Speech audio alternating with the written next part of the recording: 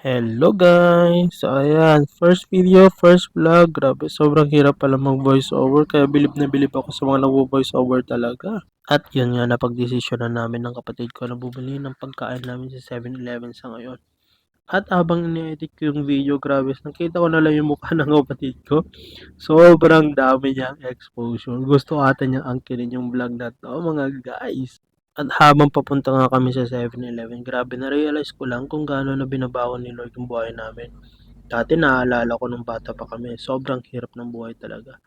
May time pa noon ng pagsakay ng tricycle, pagbili ng pansit canton or yung mga delata man lang, ay sobrang luxury na yun sa amin.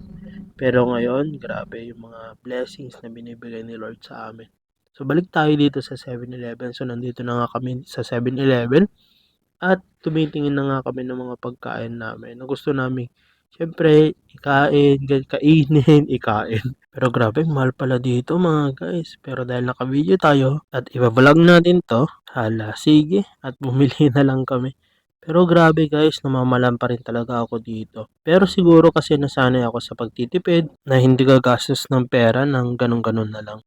And ayan, so namimili pa rin kami hanggang ngayon kung ano yung mga kukunin namin talaga. And naalala namin na kailangan rin namin bilhan sina mama at papa. So ayan, bumili kami ng siopaw, ng hotdog.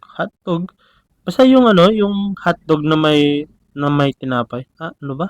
Tinapay na may hotdog yun.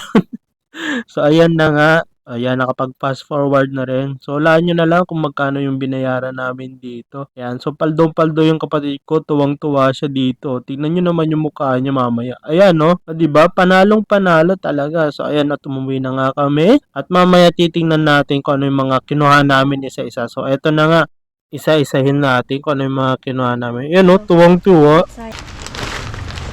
Tapos, paldo talaga. Ramyon. Tapos, poke. Yun, tapos, Nandun sa glaklak. tapos, eto. Ay, may Hershey's pa. May po. Yan, may pusa. Yung mga, so, ayun na nga yung mga kinuha namin, mga guys. So, nakita nyo naman, ang dami. Tsaka, sobrang tuwang-tuwa yung kapatid ko. Pero, yun na nga. So, habang nagluluto kami, kwentuhan ko muna ulit kayo. Bakit nga ba ako nagsimula mag-YouTube? Mag-create ng YouTube channel? Wala lang, trip ko lang. Hindi, hindi, joke lang. Gusto ko kasing i-share or i-document yung life ko from here on out. I'm already 30 years old. Yung gusto kong i-document yung mga progress, yung success. By God's grace, no, it will come. Gusto kong i-document yung journey ko. And hopefully, may mapupulot din kayong mga aral na pwede nyo rin i-apply sa mga buhay nyo. One day, di ba? At yun na nga, habang kumakain ako diyan, grabe sobrang laki pala ng mga subo ko dito, pati si mama oh. Grabe lang siya. Pero yun, habang kumakain nga kami dito, let me share with you kung ano nga ba yung mga goals ko sa buhay. Una, syempre gusto ko kung magkaroon kami ng sarili naming bahay. Kasi even up until now, yung tinitirhan naming bahay ngayon, it's not even ours. Gusto ko yung and praying na magkaroon din kami ng sarili naming lupa at bahay. At kung paano namin ma-achieve yon, hala, edi mag-subscribe ka at subaybayan mo yung kwento, o di ba? And isa pa, gusto ko rin makapag-travel kami abroad one time, kahit once lang. Kasama si mama, si papa, at saka yung mga dalawang kapatid ko. Gusto ko rin silang i-treat syempre. Kasi nung walang-wala ako, they are the ones who stood by me. Sila yung unang nagtiwala sa akin. Ang sarap lang din siguro sa pakiramdam na one day yung mga taong nagtiwala sa'yo, you will be able to treat them as well. O, di ba ang drama?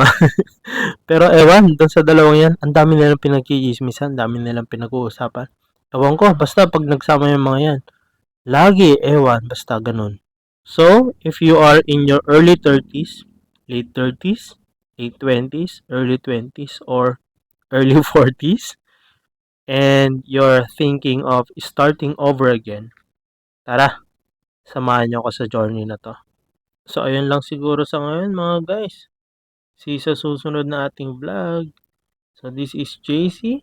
Subscribe